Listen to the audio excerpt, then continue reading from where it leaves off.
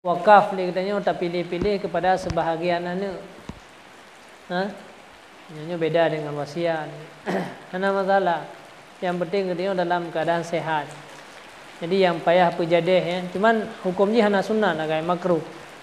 Dalam hadiah katanya tak pilih, tak beda-bedakan antara siro anak dengan anak yang lain. Yang hukumnya makruh. Tetapi apabila memang anak yang lebih, anak yang berhak untuk dijaga atas harta wakafnya, maka akhirnya dia wakafkan sebahagian harta untuk anak katanya. Yang hukumnya boleh. Jadi hana berdosa. Yang dipegah-pegah dalam kitab adalah wasiat yang lebih daripada sepertiga. Yang tawakuf di atas pujadeh ahli waris yang lain. Tapi punya wakaf yang tinggal sehat. Belaan wakaf tajuk hadiah mentam pijetit.